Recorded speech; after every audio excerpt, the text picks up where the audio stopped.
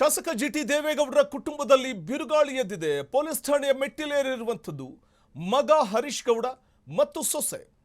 ಜಿಡಿ ಹರೀಶ್ ಗೌಡ ಪತ್ನಿಗೆ ಅಶ್ಲೀಲ ಕಮೆಂಟ್ ಪ್ರಕರಣಕ್ಕೆ ಸಂಬಂಧಪಟ್ಟಂತೆ ಕೆಟ್ಟದಾಗಿ ಕಮೆಂಟ್ ಮಾಡಿದ್ದ ಆರೋಪಿ ಕೊನೆಗೂ ಕೂಡ ಪತ್ತೆಯಾಗಿದೆ.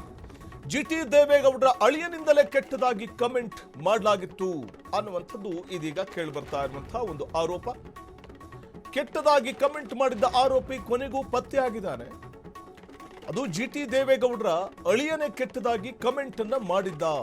ವಿಶ್ವೇಶ್ವರಯ್ಯ ಎಂಬಾತನೇ ಆರೋಪಿ ಅನ್ನೋದು ಸಾಬೀತಾಗಿದೆ. ಜೂನಿಯರ್ ಟೋಸ್ ಪ್ರೀ ಸ್ಕೂಲ್ ಮಾಲೀಕ ವಿಶ್ವೇಶ್ವರಯ್ಯ ಶಾಸಕ ಜಿಟಿ ದೇವೇಗೌಡರ ಮೊದಲ ಅಳಿಯ ಈತ ಅಶ್ಲೀಲವಾಗಿ ಕಮೆಂಟ್ ಮಾಡಿದ್ದ ಹರೀಶ್ ಗೌಡ ಪತ್ನಿ ವರ್ಷ ಅವರಿಗೆ ದೂರನ್ನ ನೀಡಲಾಗಿತ್ತು. ದೂರು ಆಧರಿಸಿ ಎಫ್ಐಆರ್ ಅನ್ನು ದಾಖಲಿಸಿಕೊಂಡು ತನಿಖೆ ನಡೆಸಿತ್ತು ಖಾಕಿ. ತನಿಖೆ ವೇಳೆ ವಿಶ್ವೇಶ್ವರಯ್ಯ ಆರೋಪಿ ಅನ್ನೋದು ಬೆಳಕಿಗೆ ಬಂದಿದೆ. ಕುಟುಂಬಸ್ಥರ ಮೇಲೆ ಬೇಸರವನ್ನ ಶಾಸಕ ಹರೀಶ್ ಗೌಡ ವ್ಯಕ್ತಪಡಿಸಿದ್ದಾರೆ. ಕೆಲ ವರ್ಷಗಳಿಂದ ತಂದೆ ಜಿಟಿಡಿಯಿಂದ ದೂರವಿರುವ ಹರೀಶ್ ಗೌಡ ಕುಟುಂಬದ ನಡುವಿನ ಬಿರುಕಿನಿಂದ ಈ ಕೆಟ್ಟ ಕಮೆಂಟ್ ಅನ್ನ ಮಾಡಲಾಗಿದೆ ಅನ್ನುವಂಥ ಶಂಕೆ ಅವರದ್ದು. ಸದ್ಯ ಜಿಟಿ ದೇವೇಗೌಡರ ಅಳಿಯ ವಿಶ್ವೇಶ್ವರಯ್ಯ ತಲೆಮರೆಸಿಕೊಂಡಿದ್ದಾನೆ.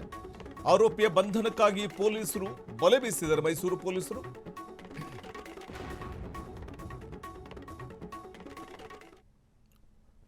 ಜಿಟಿ ದೇವೇಗೌಡರ ಅಳಿಯ ಈತನೇ. ಈ ಫೋಟೋದಲ್ಲಿ ಕಾಣ್ತಾ ಇರುವಂತಹ ವ್ಯಕ್ತಿಯೇ ವಿಶ್ವೇಶ್ವರಯ್ಯ.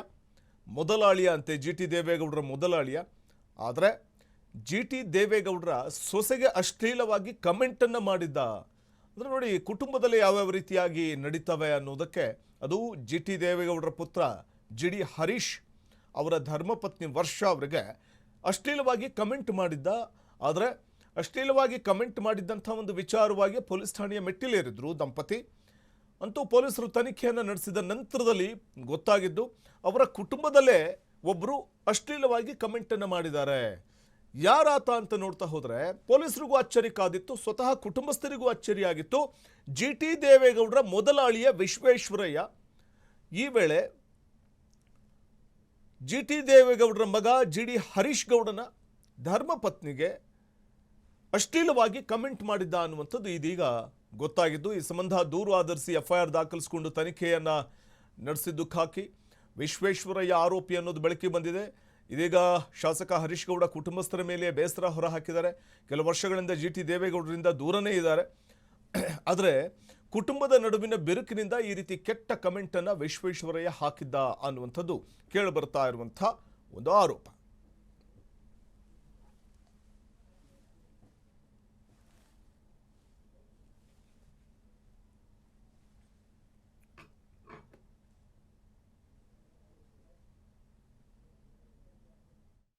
ಸಾಮಾಜಿಕ ಜಾಲತಾಣದಲ್ಲಿ ನಾನು ಪೋಸ್ಟ್ ಹಾಕಿದ್ದೆ. ಅದಕ್ಕೊಬ್ರು ಡಿ.ಕೆ. ಗೌಡ 8456 ಅನ್ನೋ ಒಂದು ಫೇಕ್, ಅಂದರೆ ನಂಗೆ ಗೊತ್ತಿರಲಿಲ್ಲ ಅದು ಫೇಕ್ ಅಂತ ಅನ್ನೋ ಒಂದು ಪ್ರೊಫೈಲಿಂದ ನನಗೆ ತುಂಬ ಕೆಟ್ಟದಾಗಿ ಕಾಮೆಂಟ್ ಬಂದಿತ್ತು.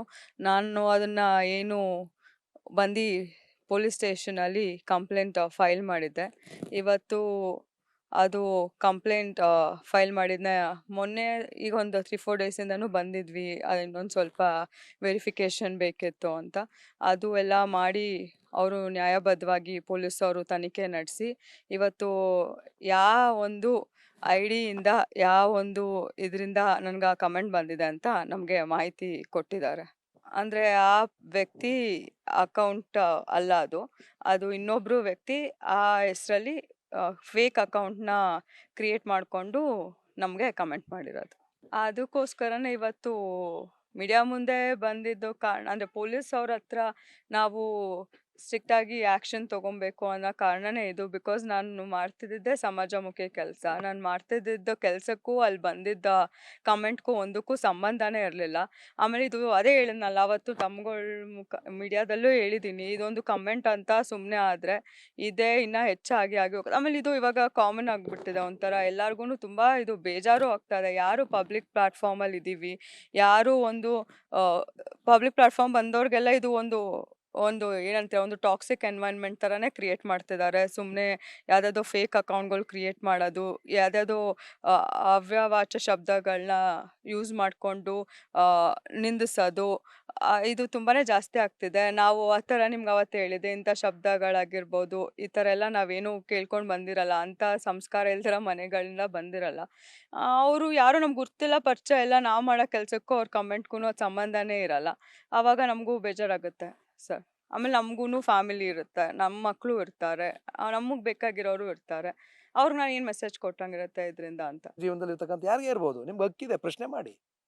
ನಿಂದಿಸ್ತಕ್ಕಂಥ ಹಕ್ಕನ್ನು ಯಾರು ಕೊಟ್ಟಿದ್ದಾರೆ ನಿಮಗೆ? ಯಾರೂ ಕೊಟ್ಟಿಲ್ಲ. ನಾನು ಅದಕ್ಕೆ ಈ ವಿಚಾರದಲ್ಲಿ ವಿಶೇಷವಾಗಿ ನಮ್ಮ ಭಾರತ ದೇಶದಲ್ಲಿ ಮಹಿಳೆಯರಿಗೆ ಗೌರವಯುತವಾದಂಥ ಸ್ಥಾನಗಳನ್ನು ಕೊಟ್ಟಿರ್ತಕ್ಕಂಥ ಸಂದರ್ಭದಲ್ಲಿ ನಾನು ಹೇಳ್ತಕ್ಕಂಥದ್ದಿಷ್ಟೇ, ಯಾರೂ ಸಹ ದಯಮಾಡಿ ಮಹಿಳೆಯರ ಬಗ್ಗೆ ತುಚ್ಛವಾಗಿ ಅವಹೇಳನಕಾರಿಯಾಗಿ ನಿಂದಿಸ್ತಕ್ಕಂಥ ಕೆಲಸವನ್ನು ಯಾರೂ ಸಹ ಮಾಡಬೇಡಿ ಅಂತಕ್ಕಂಥ ಹೃದಯಪೂರ್ವಕ ಮನವಿಯನ್ನ ನಾನು ಈ ಸಂದರ್ಭದಲ್ಲಿ ಮಾಡ್ತೀನಿ. ಈಗ ನಾನು ಹೇಳ್ತಾ ಇಲ್ವಾ, ಇಲ್ಲಿ ಮನೆ ಹೊರಗಡೆ ಬೇರೆ ವಿಚಾರ ಪ್ರಶ್ನೆನೇ ಇಲ್ಲ ಇದರಲ್ಲಿ. ನಾನು ಹೇಳ್ತಾ ಇರ್ತಕ್ಕಂಥದ್ದು, ನಾನೇ ಆದರೂ ಅಷ್ಟೇ, ನಾನೇ ಮಹಿಳೆಯರ ಬಗ್ಗೆ ಕೆಟ್ಟದಾಗ ಮಾತಾಡೋದಾಗ್ಲಿ ಕೆಟ್ಟದಾಗ ನಡ್ಕೊಳ್ಳೋದಾಗ್ಲಿ ನನಗೂ ಶಿಕ್ಷೆ ಆಗಬೇಕು. ನಾನೇ ಇದ್ರೂ ಸಹ, ನಾನೇ ಆ ಜಾಗದಲ್ಲಿ ಇದ್ರೂ ನನಗೂ ಶಿಕ್ಷೆ ಆಗಬೇಕು. ನಾನೇನು ಹೊರತಾಗಿಲ್ಲ, ನಾನು ಸಹ ಅದಕ್ಕೆ ಅದ್ರೊಳಗೆ ಇದ್ದೀನಿ ಜೀವನದಲ್ಲಿ. ಇದು ಜಿ ಡಿ ಹರೀಶ್ ಗೌಡ ಮತ್ತು ಅವರ ಧರ್ಮಪತ್ನಿ ವರ್ಷ ಅವರು ಮಾಧ್ಯಮಗಳೊಟ್ಟಿಗೆ ಮಾತಾಡುವಂಥ ಸಂದರ್ಭದಲ್ಲಿ ಅವರು ತಮ್ಮ ಬೇಸರವನ್ನು ಹೊರಹಾಕ್ತಾ ಇದ್ದದ್ದು ಕಂಡು ಬಂತು. ಯಾಕಂದರೆ ತಾವು ಮಾಡುವಂಥ ಸಮಾಜಮುಖಿ ಕೆಲಸಗಳಿಗೂ ಅಶ್ಲೀಲ ಕಮೆಂಟ್ಗಳನ್ನು ಅಥವಾ ಆಕ್ಷೇಪಾರ್ಹ ಕಮೆಂಟ್ಗಳನ್ನು ಬಳಸುವಂಥದ್ದು ಅಥವಾ ಹಾಕುವಂಥದ್ದು ಇದು ಅಕ್ಷಮ್ಯ ಅಪರಾಧ ಅಲ್ವೇ ಅನ್ನುವಂಥದ್ದು. ಮತ್ತು ನಮಗೆ ಅಂತಲೇ ಒಂದು ಫ್ಯಾಮಿಲಿ ಇರುತ್ತೆ, ಮಕ್ಕಳಿರ್ತಾರೆ, ನಮ್ಮ ತುಂಬ ಹತ್ತಿರದ ಸಂಬಂಧಿಕರು ಇರ್ತಾರೆ. ಸೊ ಅವರೆಲ್ಲರೂ ಕೂಡ ಇಂಥ ಕಮೆಂಟ್ಸ್ಗಳನ್ನು ನೋಡಿದಾಗ ಏನು ಅನಿಸುತ್ತೆ, ನಮಗೆ ತಾನೇ ಏನು ಅನಿಸುತ್ತೆ ಅನ್ನುವಂಥ ಮಾತನ್ನು ಹೇಳ್ತಾ ಇದ್ರು. ತುಂಬ ನೋವಿಂದ ಮಾತಾಡ್ತಾ ಇದ್ರು ವರ್ಷ ಅವರು. ಜಿ ಡಿ ಹರೀಶ್ ಗೌಡ ಅವರ ಧರ್ಮಪತ್ನಿ ಜಿ ಟಿ ದೇವೇಗೌಡರ ಸೊಸೆ ಮಾತಾಡುವಂಥ ಸಂದರ್ಭದಲ್ಲಿ ತಮಗಾದಂಥ ನೋವನ್ನು ಈ ವೇಳೆ ಮಾಧ್ಯಮಗಳ ಮುಂದೆ ಹೇಳ್ಕೊತಾ ಇದ್ರು. ಈ ಸಂಬಂಧ ದೂರನ್ನು ಕೊಟ್ಟಿದ್ವಿ, ಬಹಳ ಸ್ಟ್ರಿಕ್ಟಾಗಿ ಆ್ಯಕ್ಷನ್ ತಗೋಬೇಕು ಅನ್ನುವಂಥ ಕಾರಣಕ್ಕೆ ದೂರನ್ನು ಕೊಟ್ಟಿದ್ವಿ. ದೂರಿನ ಅನ್ವಯ ಇದೀಗ ಪತ್ತೆ ಕೂಡ ಹಚ್ಚಲಾಗಿದೆ. ಮತ್ತಷ್ಟು ಮಾಹಿತಿಯನ್ನು ಪಡೆಯೋಣ ನಮ್ಮ ಪ್ರತಿನಿಧಿ ರಾಘವೇಂದ್ರ ಅವರಿಂದ. ರಾಘವೇಂದ್ರ, ಏನಿದು ಘಟನೆ? ಅವರ ಕುಟುಂಬಸ್ಥರೇ ಅವರ ಮನೆಯ ಹೆಣ್ಣು ಮಗಳ ಬಗ್ಗೆ ಈ ರೀತಿಯಾಗಿ ಆಕ್ಷೇಪಾರ್ಹ ಪದ ಬಳಕೆ ಮಾಡಿ ಮೆಸೇಜನ್ನು ಹಾಕ್ತಾರೆ ಅಥವಾ ಪೋಸ್ಟ್ ಮಾಡ್ತಾರೆ ಅಂತಂದ್ರೆ ಏನು ಕಾರಣ ಇರಬಹುದು? ಏನು ಕಥೆ ಇದು ಅಂತ? ವಸಂತ್, ಇದು ಒಂದು ಮೇಲ್ನೋಟಕ್ಕೆ ಏನು ಕೌಟುಂಬಿಕ ಸಮಸ್ಯೆ ಇದ್ರೂ ಕೂಡ ಸಾರ್ವತ್ರಿಕವಾಗಿ ಏನು ಅಂತ ಹೇಳಿದ್ರೆ, ಇವರು ಏನು ಹರೀಶ್ ಗೌಡ ಅಂತ ಹುಣಸೂರಿನ ಶಾಸಕರಿದ್ದಾರೆ, ಅವರ ಪತ್ನಿ ಇತ್ತೀಚಿನ ದಿನಗಳಲ್ಲಿ ಅವರು ಶಾಸಕರಿಗೆ ಸಾಥ್ ಕೊಡೋ ರೀತಿನಲ್ಲಿ ಎಲ್ಲಾ ಕಡೆ ಅವರು ಕೂಡ ಅವರ ಅಬ್ಸೆನ್ಸ್ ಅಲ್ಲಿ, ಶಾಸಕರ ಅಬ್ಸೆನ್ಸ್ ನಲ್ಲಿ ಬಹಳಷ್ಟು ಕಡೆ ಅವರು ಗುರುತಿಸ್ಕೊಳ್ಳುವಂತ ಕೆಲಸ ಮಾಡ್ತಾ ಇದ್ರು. ಜೊತೆಗೆ ಎಲ್ಲ ಕಾರ್ಯಕ್ರಮಗಳಲ್ಲಿ ಭಾಗವಹಿಸುವಂತದ್ದು. ಶಾಸಕರು ಎಲ್ಲಿ ಭಾಗವಹಿಸ್ಲಿಕ್ಕೆ ಸಾಧ್ಯ ಇಲ್ಲ ಅಂತ ಕಡೆಗಳಲ್ಲಿ ಯಾರೋ ಅವರ ಕ್ಷೇತ್ರದ ಮತದಾರರು ಯಾರೋ ಅವರು ಒಬ್ರು ತಿರೋದ್ರೆ ಅಥವಾ ಅಲ್ಲಿ ಯಾವ್ದಾದ್ರು ಬೇರೆ ಕಾರ್ಯಕ್ರಮಗಳಿದೆ ಅಲ್ಲೆಲ್ಲಿ ಎಲ್ಲ ಕಡೆ ಸಕ್ರಿಯವಾಗಿ ಭಾಗವಹಿಸುವಂತದ್ದು ವರ್ಷಾ ಗೌಡ ಅವರು ಆ ಒಂದು ಇದನ್ನ ಮಾಡ್ತಾ ಇದ್ರು. ಆದ್ರೆ ಎಲ್ಲ ಒಂದ್ ಕಡೆ ಅವ್ರಿಗೆ ಏನ್ ಅನಿಸ್ತಾ ಇದೆ ಅಂದ್ರೆ, ಮುಂದಿನ ದಿನಗಳಲ್ಲಿ ಎಲ್ಲೋ ಒಂದ್ ಕಡೆ ಇವರು ರಾಜಕೀಯಕ್ಕೆ ಎಂಟ್ರಿ ತಗೋಬಿಡ್ತಾರೆ. ಏನು ಮಾವ ಜಿ ಟಿ ದೇವೇಗೌಡರಿದ್ದಾರೆ, ಅವರು ಕೂಡ ಇನ್ನೇನು ಅವರು ಕೂಡ ನಿವೃತ್ತಿಯ ಅಂಚಿನಲ್ಲಿದ್ದಾರೆ. ಅವರು ಮುಂದಿನ ಸಲ ಚುನಾವಣೆಗೆ ನಿಲ್ದೇ ಇರಬಹುದು.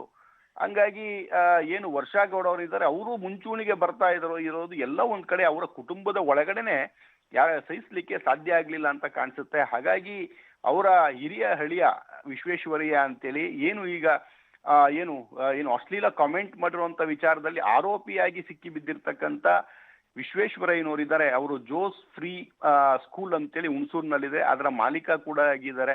ಅವರು ಏನು ಅವರ ಸೊಸೆಯ ವಿರುದ್ಧ ಈ ರೀತಿಯ ಒಂದು ಅಶ್ಲೀಲ ಕಾಮೆಂಟ್ ಅನ್ನ ಹಾಕಿದ್ದಂಥದ್ದು ಅನ್ನುವಂಥದ್ದು ಪತ್ತೆಯಾಗಿದೆ. ಜೊತೆಗೆ ಇತ್ತೀಚಿನ ದಿನಗಳಲ್ಲಿ ಗೊತ್ತಿರುವ ಹಾಗೆ ಏನು ಶಾಸಕ ಜಿ ಟಿ ದೇವೇಗೌಡ ಮತ್ತೆ ಮಗ ಹರೀಶ್ ಗೌಡ ಇಬ್ಬರ ನಡುವೆ ಸ್ವಲ್ಪ ವೈಮನಸ್ಯ ಉಂಟಾಗಿದೆ. ಅದು ರಾಜಕೀಯ ಕಾರಣಗಳಿಗೆ ಆಗಿದೆಯೋ ಅಥವಾ ಕೌಟುಂಬಿಕ ಸಮಸ್ಯೆಯಿಂದ ಆಗಿದೆಯೋ ಯಾರಿಗೂ ಗೊತ್ತಿಲ್ಲ. ಆದ್ರೆ ಅವರು ಜಿ ಟಿ ದೇವೇಗೌಡರಿಂದ ಸ್ವಲ್ಪ ದೂರ ಸರಿದಿದ್ದಾರೆ. ಜೊತೆಗೆ ಜಿ ಟಿ ದೇವೇಗೌಡರು ಕಾಂಗ್ರೆಸ್ನ ಪರ ಒಲವು ತೋರಿಸ್ಕೊಂಡು ಅನೇಕ ಕಡೆ ಅವರು ಕೂಡ ಹೇಳಿಕೆಗಳನ್ನ ಕೊಟ್ಟಿದ್ರು. ಆದ್ರೆ ಇವು ಏನು ಹರೀಶ್ ಗೌಡ್ರನ್ನಿದ್ದಾರೆ ಅವರು JDS ನಲ್ಲೇ ಉಳಿದಿದ್ದಾರೆ. ಅವರು ಸಾರಾ ಮಹೇಶ್ ಇರ್ಬೋದು, ಕುಮಾರಸ್ವಾಮಿ ಅವರು ಇರ್ಬೋದು, ಅವ್ರ ಜೊತೆ ಗುರುತಿಸ್ಕೊಂಡು ಅವರು ಪ್ರತ್ಯೇಕವಾಗಿದ್ದಾರೆ. ಅಂದ್ರೆ JDS ನಿಂದ ಆಯ್ಕೆಯಾಗಿರ್ತಕ್ಕಂಥದ್ದು JDS ಗೆ ಸ್ಟಿಕ್ ಆನ್ ಆಗಿದ್ದಾರೆ. ಈ ಒಂದು ವಿಚಾರದಲ್ಲಿ ಕೂಡ ತಂದೆ ಮಗನ ನಡುವೆ ಏನು ಭಿನ್ನಾಭಿಪ್ರಾಯ ಉಂಟಾಗಿರ್ಬೋದು ಅನ್ನುವಂಥದ್ದು. ಆದ್ರೆ ಒಟ್ಟಿಗೆ ಇಲ್ಲ, ಈಗ ಮುಂಚೆ ಒಟ್ಟಿಗೆ ವಾಸ ಮಾಡ್ತಾ ಇದ್ರು, ಈಗ ಬೇರೆ ಬೇರೆ ಪ್ರತ್ಯೇಕವಾಗಿ ವಾಸ ಮಾಡ್ತಾ ಇದ್ದಾರೆ. ಅವ್ರ ನಡುವೆ ಮನೆಯಲ್ಲಿ ಸ್ವಲ್ಪ ವೈಮನಸ್ಯ ಇದೆ ಅನ್ನುವಂಥದ್ದು ಎಲ್ಲಾ ಕಡೆ ಚರ್ಚೆ ಆಗ್ತಾ ಇತ್ತು. ಆದ್ರೆ ಈ ಸಂದರ್ಭವನ್ನ ಹೀಗೆ ಬಳಸ್ಕೊಂಡಿದ್ದು ಅವರ ಹಿರಿಯ ಅಳಿಯ ಅಂದ್ರೆ ಹಿರಿಯ ಮಗಳ ಗಂಡ ವಿಶ್ವೇಶ್ವರಯ್ಯ ಈ ಸಂದರ್ಭವನ್ನ ಬಳಸ್ಕೊಂಡು ಸೊಸೆಯ ವಿರುದ್ಧ ಈ ರೀತಿ ಅಶ್ಲೀಲ ಕಮೆಂಟ್ ಮಾಡಿರ್ತಕ್ಕಂಥದ್ದು ಈಗ ಸಾರ್ವತ್ರಿಕವಾಗಿ ಬಹಳಷ್ಟು ಟೀಕೆಗಳು ವ್ಯಕ್ತ ಆಗಿರ್ತಕ್ಕಂಥದ್ದು. ಯಾಕೆಂದ್ರೆ ವರ್ಷಗೌಡ ಅವರ ವಿಚಾರದಲ್ಲಿ ಯಾಕೆ ಈ ರೀತಿಯ ನಿಲುವುಗಳನ್ನ ತಗೊಂಡು ಯಾಕೆ ಈ ರೀತಿಯ ಅಶ್ಲೀಲ ಕಮೆಂಟ್ ಹಾಕುವಂತ ಪ್ರಯತ್ನವನ್ನ ಮಾಡಿದ್ರು ಅನ್ನುವಂಥದ್ದು ಬಹಳ ಯಕ್ಷ ಪ್ರಶ್ನೆ. ಆ ವಿಚಾರಕ್ಕೆ ಅವರ ಕುಟುಂಬದಲ್ಲೇ ಉತ್ತರ ಸಿಗಬೇಕಾಗ್ತದೆ. ಆದ್ರೆ ಪೊಲೀಸ್ನವರು ಅವರ ಕರ್ತವ್ಯವನ್ನ ಅವರು ಮಾಡಿದ್ದಾರೆ, ಆರೋಪಿಯನ್ನ ಪತ್ತೆ ಮಾಡಿದ್ದಾರೆ. ಯಾಕಂದ್ರೆ ವರ್ಷಗೌಡ ಅವರು ಇತ್ತೀಚಿನ ದಿನಗಳಲ್ಲಿ ಸಾರ್ವತ್ರಿಕವಾಗಿ ಸ್ವಲ್ಪ ಜಾಸ್ತಿ ಗುರುತಿಸ್ಕೊಂಡು ಓಡಾಡ್ತಾ ಇದ್ದಾರೆ ಅನ್ನೋ ಒಂದೇ ಏಕೈಕ ಕಾರಣಕ್ಕೆ ಈ ರೀತಿಯ ಟಾರ್ಗೆಟ್ ಮಾಡದಂತದ್ದು ಬಹಳಷ್ಟು ಟೀಕೆಗಳಿಗೆ ಕೇಳಿ ಬರ್ತಾ ಇದೆ. ವಸಂತ್, ಧನ್ಯವಾದ ರಾಘವೇಂದ್ರ ತಮ್ಮೆಲ್ಲ ಮಾಹಿತಿಗಾಗಿ.